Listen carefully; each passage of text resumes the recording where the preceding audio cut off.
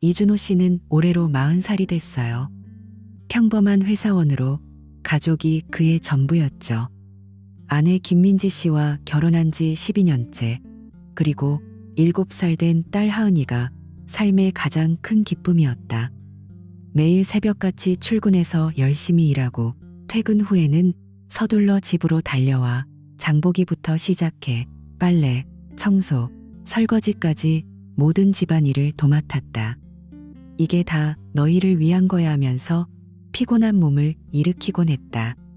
민지가 출근 후 피로할까봐, 하은이가 편안히 자랄까봐 그는 항상 먼저 나섰다. 주말 아침이면 하은이를 데리고 근처 공원으로 나가 그네를 태워주고, 저녁에는 가족 셋이 식탁에 둘러앉아 웃으며 밥을 먹었다. 그 순간들이 준호에게는 세상 그 무엇과도 바꿀 수 없는 행복이었다. 민지는 반대로 사교적이고 밝은 성격이었어요. 사람들과 잘 어울려서 지역 맘카페, 맘스하모니 카페에 열심히 참여했다. 온라인으로 소통하다가 오프라인 모임까지 이어지곤 했고, 다른 엄마들과 아이 교육 정보, 유치원 추천, 놀이 팁을 나누는 게 일상이 됐다. 덕분에 하은이도 좋은 미술 수업을 알게 됐고, 준호는 당신 덕분에 우리 애가 이렇게 밝게 크는 것 같아 하며 민지를 안아주었다. 민지는 웃으며 별거 아니야, 그냥 재미있어서 하는 거지라고 대답하곤 했다. 하지만 준호는 그 모임들이 서서히 그들의 관계에 금을 가게 할 줄은 꿈에도 몰랐다. 민지가 그곳에서 만난 누군가가 그녀의 마음을 흔들기 시작한 거예요. 처음으로 이상한 기운을 느낀 건 민지가 모임 이야기를 점점 적게 하는 거였다. 예전에는 저녁밥 먹으면서 오늘 카페 모임에서 이런 이야기 나왔어, 하은이한테 딱 맞을 것 같아 하며 신나게 떠들었는데, 요즘은 입을 다물곤 했다. 준호가 물어보면 아, 그냥 그랬어 하며 대충 넘겼다. 어느 저녁, 준호가 부엌에서 그릇을 닦으며 물었다. 오늘 모임 어땠어? 재미있었어? 민지는 소파에 앉아 핸드폰을 만지작거리다 고개를 들고 말했다. 응, 별일 없었어. 수다 좀 떨다 왔지. 목소리가 평소보다 건조했다. 준호는 속으로 요즘 피곤한가 보다 생각하며 더 묻지 않았다. 하지만 그 대답이 마음에 걸렸다. 그리고 핸드폰 문제가 시작됐다. 민지가 갑자기 핸드폰을 손에서 놓지 않게 됐다. 아침에 눈 뜨자마자 확인하고 밥 먹을 때도 슬쩍 들여다보는 게 잦아졌다. 심지어 화장실 갈 때도 들고 들어가고, 빨래를 개키는 중에 알림 소리가 울리면 재빨리 화면을 켜서 봤다. 그러고는 바로 잠그고 주변을 힐끔거렸다. 준호가 곁에서 봤을 때 그녀의 표정이 순간 밝아지다 다시 평범해지는 게 이상했다. 어느 날 저녁, 침대에 누워서 준호가 물었다. 요즘 왜 그렇게 핸드폰만 봐? 무슨 재미있는 거 있어? 민지는 웃으며 대답했다. 아니, 요즘 뉴스랑 소식들이 많아서 실시간으로 봐야 재미있어. 정치 이야기, 연예인 가십 다 흥미로워. 하지만 그 웃음이 예전만큼 따뜻하지 않았다. 준호는 가슴이 조금 답답해졌지만 내가 예민한가 보다 하며 넘겼다. 그 불안은 하루하루 쌓여갔다. 출근길 지하철에서 준호는 창밖을 보며 생각에 잠겼다. 민지가 왜 변한 거지? 모임에서 무슨 일 있었나? 집에 돌아오니 민지가 소파에 앉아 핸드폰을 들여다보고 있었다. 하은이가 옆에서 인형놀이를 하고 있는데 알림 소리가 울리자 민지가 화면을 확인하며 살짝 미소를 지었다. 준호가 문을 열고 들어서자 그녀는 서둘러 핸드폰을 내려놓고 일어났다. 오늘 저녁 뭐 해 먹을까? 준호가 웃으며 물었다.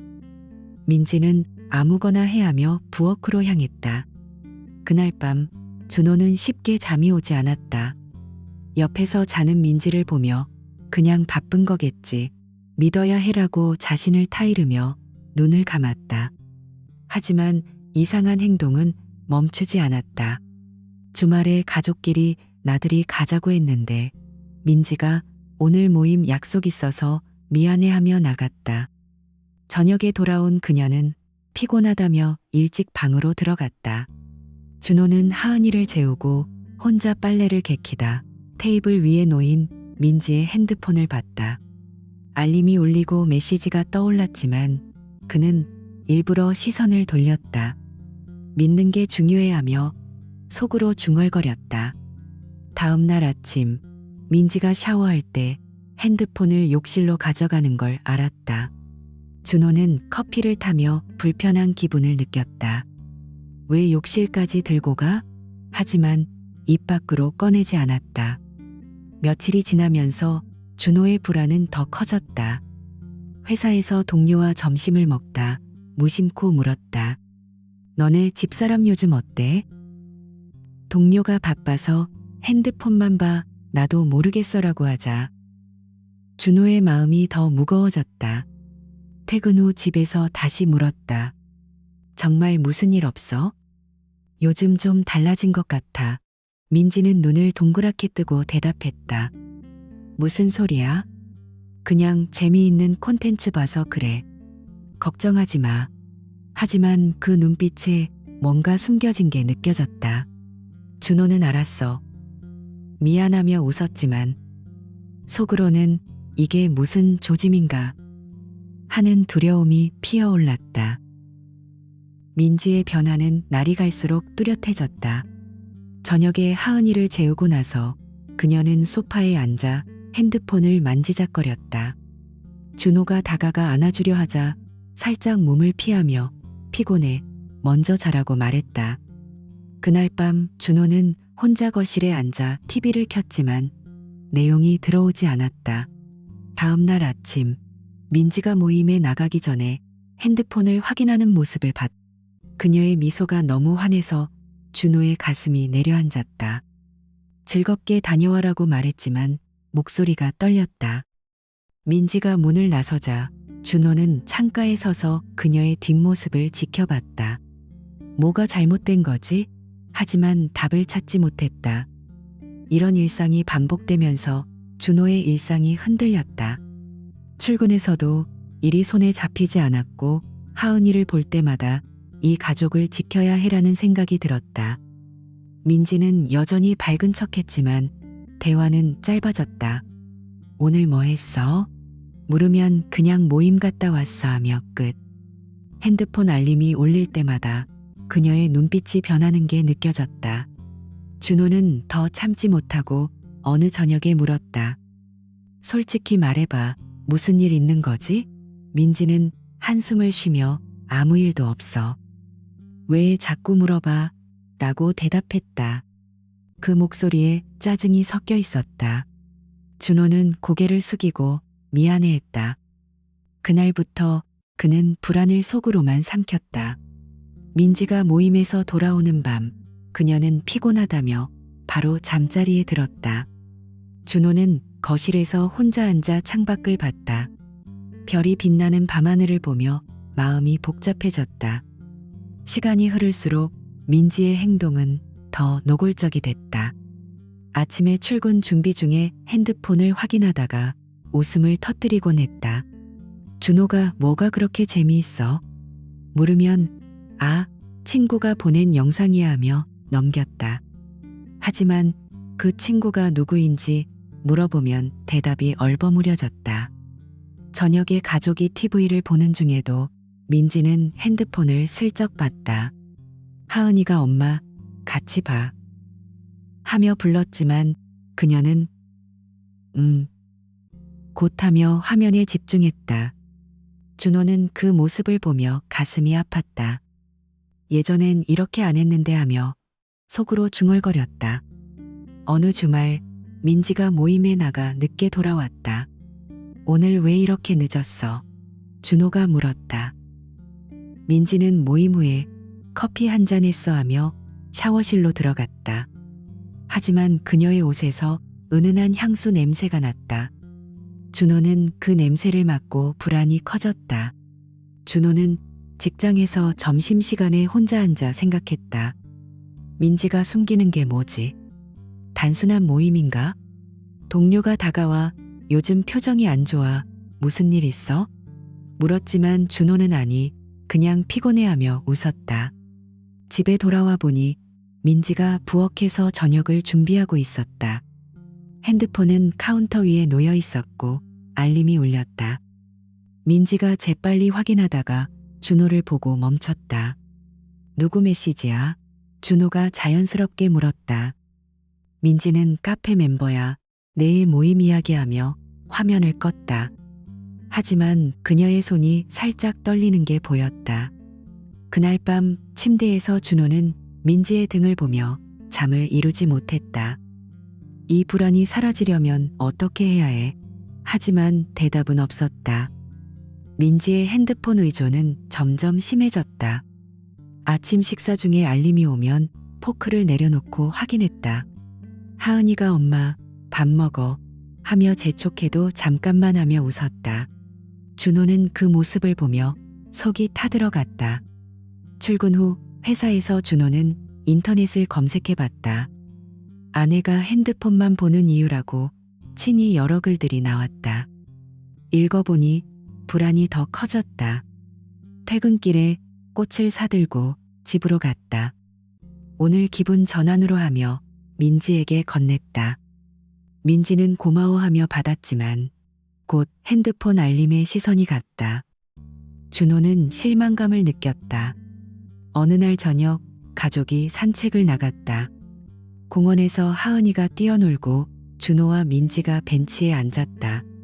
준호가 요즘 우리 좀 멀어진 것 같아. 이야기 좀 해라고 말했다. 민지는 무슨 소리야? 그냥 바빠서 그래 하며 웃었다. 하지만 그 웃음이 어색했다. 산책 후 집에 돌아와 민지가 샤워하는 동안 핸드폰이 울렸다. 준호는 참았지만 호기심이 솟구쳤다.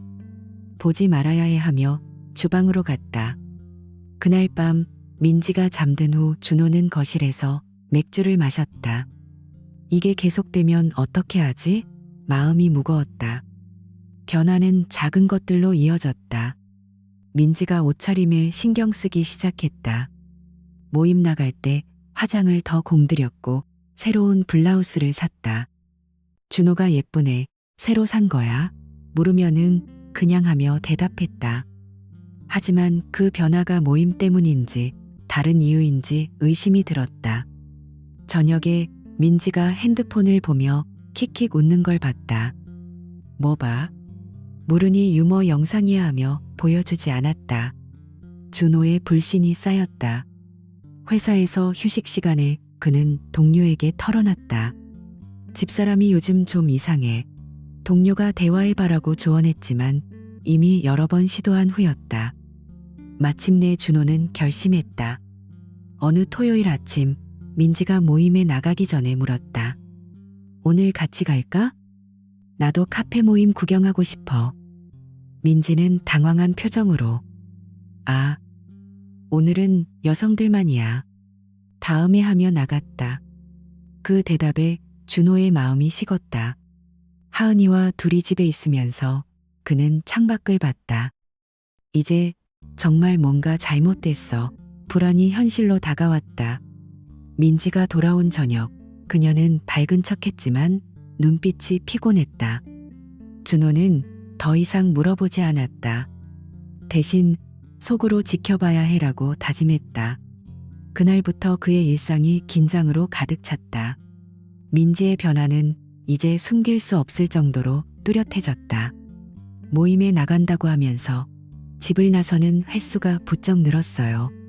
오늘 하은이 데리고 쇼핑 갈게 하며 웃고 나가곤 했지만 준호는 그 말을 믿기 어려워졌다. 어느 날 저녁 준호가 하은이에게 물었다. 오늘 엄마랑 슈퍼 갔어. 재미있었어? 하은이는 고사리 손으로 장난감을 만지작거리며 대답했다. 아니, 아빠, 나 집에 있었어. 엄마 혼자 갔어. 그 말에 준호의 가슴이 철렁 내려앉았다. 민지가 돌아오자 준호가 조심스럽게 물었다. 하은이 말로는 혼자 갔다던데 민지는 웃으며 애가 잊어버렸나 봐. 같이 갔는데 하며 넘겼다. 하지만 준호의 마음속에 파도가 일기 시작했다. 거짓말이야 라는 생각이 스쳤다. 민지는 외출할 때마다 옷차림에 신경을 쓰기 시작했다. 평소엔 청바지와 티셔츠 차림이었는데 요즘은 블라우스에 치마를 입고 화장도 더 짙게 했다. 립스틱을 바르고 거울을 보며 미소를 지었다. 준호가 출근 준비 중에 물었다. 오늘 왜 이렇게 예뻐? 모임인데? 민지는 거울 속 자신을 보며 대답했다. 나도 이제 나이 들었으니까 좀 챙겨야지. 안 그래? 그 웃음이 자연스럽지 않았다. 눈빛에 뭔가 숨기는 게 느껴졌다. 준호는 속으로 누굴 만나려는 거지? 하며 불편함을 느꼈다. 하지만 아직 희망을 놓지 않았다. 아마 스트레스 받는 거겠지라고 자신을 달랬다. 그날 저녁 민지가 샤워실에 들어가자 준호의 마음이 흔들렸다. 핸드폰이 테이블 위에 놓여 있었다. 그는 망설이다가 손을 뻗었다. 비밀번호는 여전했다. 카카오톡을 열자 채팅 목록이 나왔다. 맘카페 그룹 채팅이 아닌 개인 대화방이 눈에 띄었다. 상대는 김치아빠라는 이름. 메시지를 스크롤하자 충격적인 내용이 쏟아졌다. 오늘 너 덕분에 기분 좋아. 다음엔 아무도 모르는 곳으로 가자. 민지의 답장엔 하트 이모티콘이 붙어 있었다. 응, 나도 기대돼. 집에선 숨막혀. 그 글들이 준호의 가슴을 찔렀다. 손이 떨려 핸드폰을 내려놓았다. 샤워 소리가 멈추자 그는 서둘러 원래 자리에 놓고 방으로 들어갔다. 그날 밤 준호는 눈을 뜬 채 천장을 봤다. 이게 현실인가? 눈물이 흘렀다. 다음 날부터 준호는 민지의 행동을 메모하기 시작했다. 작은 수첩에 시간, 옷차림, 핸드폰 반응을 적었다. 아침 8시 출근하며 핸드폰 확인하고 미소 지음. 오후 3시 모임 간다고 나감. 블랙 원피스 입음. 저녁 7시 돌아와 피곤하다며 일찍 잠. 이런 기록이 쌓여갔다. 회사에서 점심시간에 수첩을 보며 준호는 한숨을 쉬었다. 이제 확실해. 하지만 아직 대면할 용기가 없었다. 민지가 집에 있을 때도 핸드폰 알림에 반응하는 게 빨라졌다. 준호가 곁에 있어도 화면을 가리고 봤다. 누구야? 물으면 카페 멤버하며 웃었다. 그 웃음이 가시처럼 아팠다. 민지가 또 모임에 나간다고 하자 준호는 따라가고 싶었지만 참았다. 대신 하은이와 둘이 저녁을 먹었다. 하은이가 엄마 언제 와? 물었다. 준호는 곧 올 거야 하며 안아줬다. 민지가 늦은 밤 돌아오자 그는 물었다. 오늘 모임 어땠어? 민지는 좋았어. 피곤해하며 방으로 들어갔다. 준호는 거실에서 혼자 앉아 수첩에 적었다.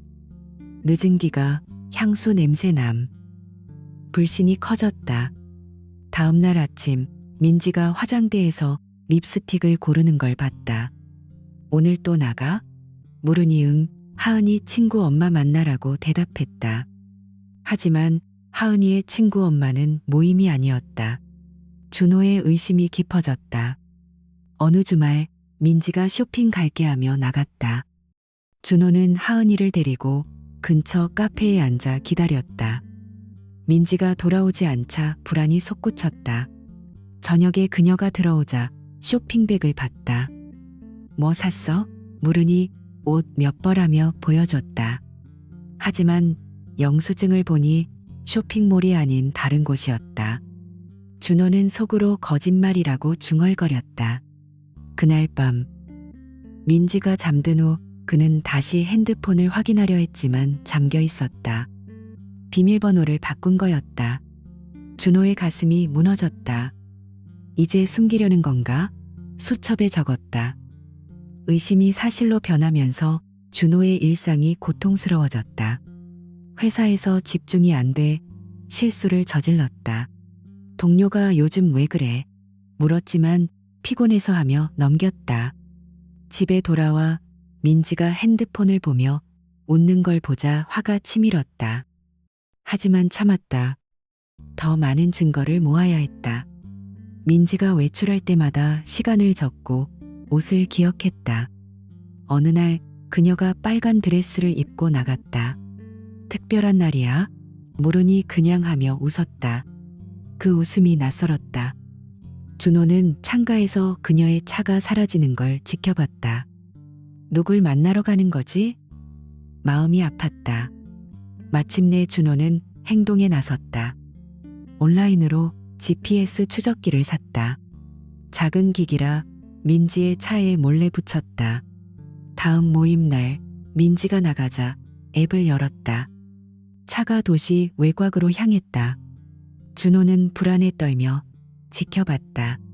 그날 밤 민지가 돌아오자 그는 웃으며 물었다. 오늘 어디 갔어? 카페 모임하며 대답했다. 하지만 GPS는 다른 곳을 가리켰다. 준호의 눈빛이 변했다. 수첩에 거짓말 확인이라고 적었다. 이제 의심이 확신으로 변했다. 금요일 저녁 민지가 학부모 모임 갈게 하며 나갔다. 준호는 고개를 끄덕였지만 속으로는 긴장했다. GPS를 켜고 쫓아갔다. 차가 서울 외곽 쇼핑몰 주차장으로 향했다. 준호는 멀리서 지켜봤다. 낯선 남자가 다가와 민지를 안았다. 그녀의 미소가 밝았다. 준호는 카메라를 들고 사진을 찍었다. 손이 떨렸다. 이마에 땀이 흘렀다. 그들은 쇼핑몰로 들어가 옥상 카페에 앉았다. 민지가 남자의 손을 잡고 웃었다. 준호는 멀리서 그 광경을 봤다. 저 미소는 나한테 안 줬어. 가슴이 찢어졌다. 사진을 찍으며 눈물이 고였다. 며칠 후 준호는 민지의 컴퓨터를 확인했다. 엑셀 파일에 맘스 하모니 카페 멤버 목록이 있었다. 김치 아빠라는 닉네임이 눈에 띄었다. GPS로 본 차 주인이 그 사람이었다. 모든 게 맞아떨어졌다. 준호는 더 이상 버틸 수 없었다. 회사에서 일도 안 됐고 밤에 잠이 오지 않았다. 민지가 여전히 웃으며 오늘 저녁 뭐 먹을까? 물을 때마다 고문 같았다. 변호사를 찾았다. 증거 충분해요. 소송 가능합니다. 변호사의 말에 준호는 고개를 끄덕였다. 하지만 바로 움직이지 않았다. 그들도 아프게 해야 해. 준호는 다시 GPS를 켰다. 다음 만남을 기다렸다. 김치 아빠에 대해 검색했다. 그는 결혼했고 아이 둘 있었다. 충격이었다. 준호는 익명 이메일을 보냈다. 그의 아내 최은주에게 남편이 바람 피워요. 증거 있어요. 도와드릴게요. 며칠 후 전화가 왔다. 은주의 목소리가 떨렸다. 저도 의심했어요. 증거가 없어서. 준호는 함께 해요라고 대답했다. 그 말이 위로가 됐다. 이제 혼자가 아니었다. 둘은 정보를 공유하기 시작했다. 준호가 민지의 일정, 옷차림, 핸드폰 습관을 말했다. 은주는 우리 남편 주말마다 등산 간다고 해요라고 했다. 대조해보니 딱 맞았다. 민지가 나간 날이 김치 아빠가 사라진 날이었다. GPS 위치는 산이 아닌 카페나 모텔 근처였다. 준호가 사진을 보내자 은주가 울었다. 이제 알았어요. 준호는 다음 만남 때 잡아요라고 말했다. 그들은 계획을 세웠다. 은주의 목소리에 결의가 섞였다. 함께 끝내요. 준호의 마음이 조금 가벼워졌다. 하지만 여전히 아팠다. 은주와 통화 후 준호는 집에서 민지를 봤다. 그녀가 핸드폰을 보며 웃었다. 저 웃음이 누굴 위한 거지? 준호는 수첩에 더 적었다. 다음 날 은주가 메시지를 보냈. 오늘 우리 남편 외출해요. 준호가 GPS를 확인하니 민지의 차도 움직였다. 같은 방향이었다. 맞아요라고 답했다. 그날 밤 민지가 돌아오자 준호는 평소처럼 피곤해? 물었다. 민지는 응, 모임 재미있었어 하며 웃었다. 하지만 준호의 눈빛이 차가웠다. 은주와의 연합이 힘을 줬다. 시간이 지나면서 정보가 쌓였다. 은주가 남편이 새 향수 샀어요라고 하자 준호는 민지의 옷에서 그 냄새를 떠올렸다. 맞아요. 대화가 이어졌다. GPS로 본 장소가 모텔이었다. 은주가 등산 가방에 뭐가 들었을까 물었다. 준호는 우리 쪽도 확인할게요. 계획이 구체화됐다. 준호는 카메라를 더 준비했다. 은주가 다음 주말에 같이 따라갈까요? 제안했다. 준호는 네, 그렇게 해요. 그들의 목소리에 분노와 슬픔이 섞였다. 어느 저녁 준호가 하은이를 재우고 은주와 통화했다. 민지가 내일 나간다고 해요. 은주가 우리 쪽도 같아요. 위치 공유할게요. 다음 날 GPS가 움직였다. 카페로 향했다. 준호는 멀리서 사진을 찍었다. 민지와 김치 아빠가 손을 잡았다. 은주에게 보냈다. 그녀가 이제 충분해요라고 답했다. 준호의 가슴이 뜨거워졌다. 끝내야 해. 하지만 아직 때를 기다렸다. 민지가 집에 오자 그는 웃으며 안아줬다. 사랑해라고 말했다. 민지는 나도 하며 대답했다. 그 말이 가짜처럼 느껴졌다. 연합은 더 강해졌다. 은주가 김치 아빠에 이메일을 줬다. 준호가 익명으로 경고를 보냈다. 하지만 답이 없었다. 대신 다음 만남이 잡혔다. GPS로 확인됐다. 은주가 이번에 현장 잡아요라고 했다. 준호는 고개를 끄덕였다. 마음이 복잡했다. 이제 끝인가? 하은이를 보며 눈물이 났다. 하지만 멈출 수 없었다. 이준호와 최은주는 다음 행동을 정했다. 그들은 민지와 김치 아빠가 자주 만나는 옥상 카페에서 공개적으로 대면하기로 했다. 이준호는 회사에 휴가를 신청했고 은주는 아이들을 외할머니 집에 맡겼다. 이번에 끝내요. 은주가 전화로 말했다. 이준호는 고개를 끄덕이며 네, 준비됐어요. 대답했다. 마음이 무거웠지만 더 이상 미룰 수 없었다. 그날 아침 이준호는 하은이를 유치원에 데려다주고 차를 몰아 카페 근처로 갔다. 은주와 만나서 계획을 다시 확인했다. GPS로 위치 확인하고 들어갈 타이밍 잡아요. 은주의 목소리가 단호했다. 이준호는 카메라를 챙기며 불안한 마음을 다스렸다. 오후 1시 47분 민지의 차가 주차장에 들어왔다. 김치 아빠가 먼저 도착해 기다리고 있었다. 그들은 웃으며 인사하고 손을 살짝 스치며 건물로 들어갔다. 이준호와 은주는 멀리서 그 광경을 지켜봤다. 저런 뻔뻔함, 은주가 속삭였다. 이준호의 주먹이 쥐어졌다. 30분 후 카페 직원이 테이블을 치우는 틈을 타서 그들은 안으로 들어갔다. 민지와 김치 아빠는 창가 구석에 앉아 손을 잡고 케이크를 서로 먹여주며 웃고 있었다. 주변 사람들을 신경 쓰지 않는 모습이었다. 이준호가 다가가자 민지의 얼굴이 창백해졌다. 눈이 커지며 입술이 떨렸다. 그녀는 시선을 피하며 말을 잇지 못했다. 은주가 앞으로 나서며 핸드폰을 테이블에 세게 내려놓았다. 화면을 켜자 영상이 재생됐다. 주차장에서 민지와 김치 아빠가 앉는 장면. 카페로 들어가는 모습. 심지어 모텔 앞에서 서성이는 영상까지. 그들의 행복한 미소가 지금의 당황한 표정과 대조됐다. 카페 안 손님들이 모두 이쪽을 쳐다봤다. 민지가 황급히 화면을 끄려 했지만 이미 늦었다. 이건 오해야. 그냥 친구일 뿐이야. 민지가 더듬거리며 말했다. 목소리가 떨렸다. 얼굴에서 핏기가 가셨다. 김치 아빠도 여보, 오해야. 상담만 한 거라고 하며 변명했다. 하지만 그 말은 공허했다. 이준호가 차갑게 말했다. 증거가 다 나왔어. 너희 둘 다 소송 당할 거야. 법정에서 보자. 그러고 민지를 똑바로 봤다. 아이 속이고 가족 속이면서 욕망 채우는 게 상담이야? 친구야? 민지의 눈에서 눈물이 흘렀다. 하지만 그건 후회라기보단 들킨 두려움 같았다. 그날 저녁 집에 돌아온 민지가 무릎 꿇고 빌었다. 미안해, 오빠. 그냥 순간 실수였어. 나 외로웠어. 오빠가 항상 바빠서. 그 말에 이준호의 가슴이 아팠다. 내가 바빴다고? 가족 위해 일한 건데. 하지만 그는 흔들리지 않았다.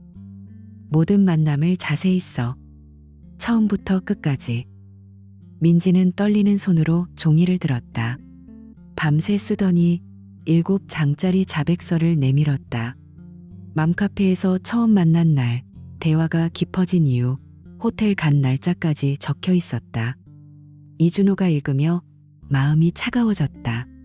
이게 네가 한 짓이야. 민지는 고개 숙인 채 울었다. 하은이가 방에서 나오려 하자 이준호가 안아 데려갔다. 엄마 피곤해. 우리 놀자. 하은이가 웃으며 응, 아빠, 했다. 그 미소가 이준호를 버티게 했다. 민지가 다음 날 아침에도 울며 매달렸다. 하은이 때문에라도 용서해줘. 이준호는 네가 하은이 생각했다면 여기까지 안 왔어. 이제 같이 사는 게 고통이야 라고 대답했다. 민지는 병원에서 우울증 진단서를 가져왔다. 약봉지를 흔들며 미안해, 다시는 안 그럴게 빌었다. 하지만 이준호의 마음은 이미 다쳤다. 은주에게 연락했다. 자백서 받았어요. 같이 소송 준비해요. 은주는 좋아요. 우리 쪽도 시작했어요 라고 했다.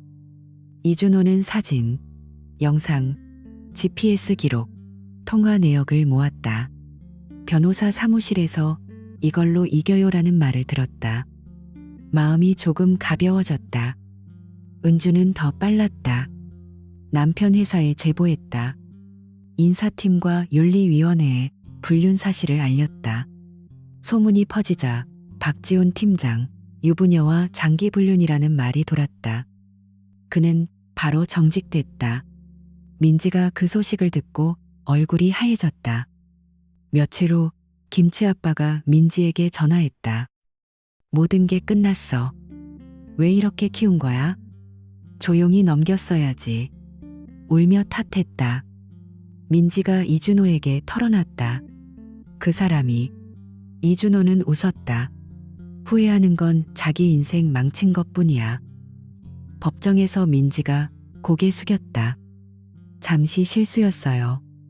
외로워서 울며 말했다.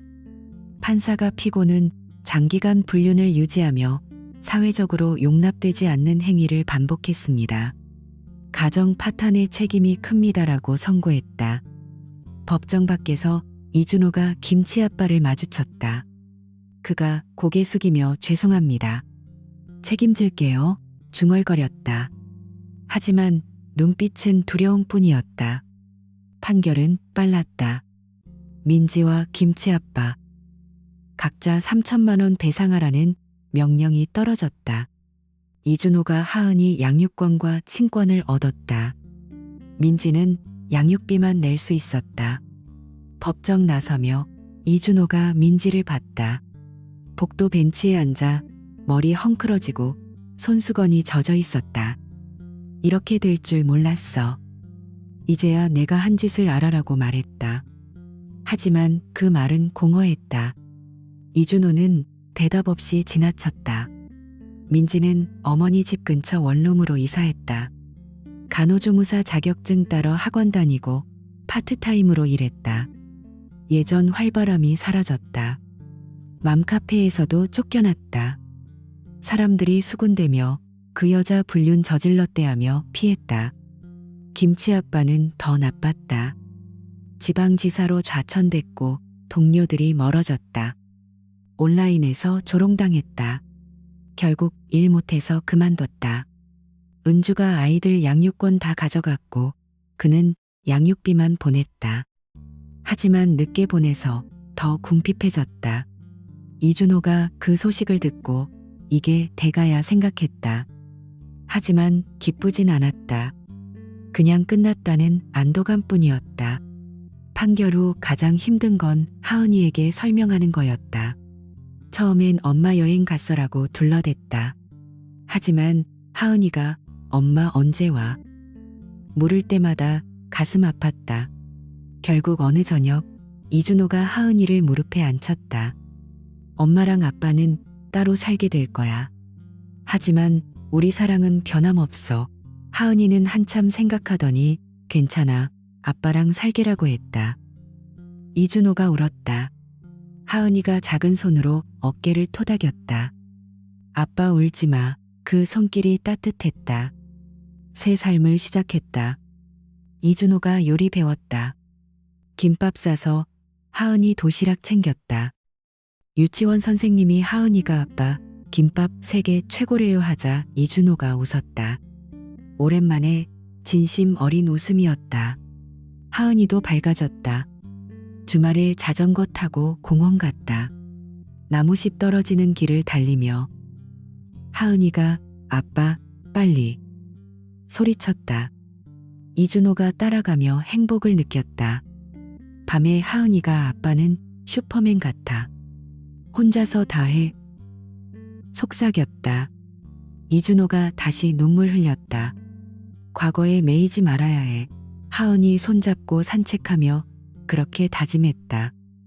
회복은 쉽지 않았다. 밤에 추억 떠올라 잠 못 이루고 빈자리가 느껴졌다. 하지만 하은이 미소가 힘줬다. 아빠, 오늘 뭐 해 먹을까? 하은이가 물으면 이준호가 네가 좋아하는 스파게티 대답했다. 함께 요리하며 웃었다. 다른 도시로 이사갈 계획 세웠다. 새 집에서 새 시작하자. 하은이가 좋아 했다. 이름 바꿀까도 생각했다. 옛사람들 끊으려고. 비슷한 아픔 겪는 사람들에게 이준호는 말하고 싶었다. 자책하지 마. 네, 잘못하냐. 그들이 무너질 거야. 너는 일어설 수 있어. 내 이야기가 증거야. 상처받은 사람도 아이 미소와 의지로 살 수 있어. 하은이와 둘이 저녁 산책 나갔다. 거리 불빛 아래서 하은이가 손잡고 아빠, 행복해? 물었다. 이준호가 응, 너 덕분에 대답했다. 바람이 불어오고 잎사귀가 흩날렸다. 새 시작이 느껴졌다. 회사에서 승진 제안 받았다. 새 도시로 가서 해보자. 동료가 응원했다. 이준호가 고마워했다. 집에 돌아와 하은이를 재우고 창밖봤다. 별이 빛났다. 이제 괜찮아. 마음이 평화로웠다. 민지에게서 양육비 입금 알림 왔다. 하지만 무시했다. 하은이가 꿈에서 웃는 소리가 들렸다. 그 소리가 미래였다.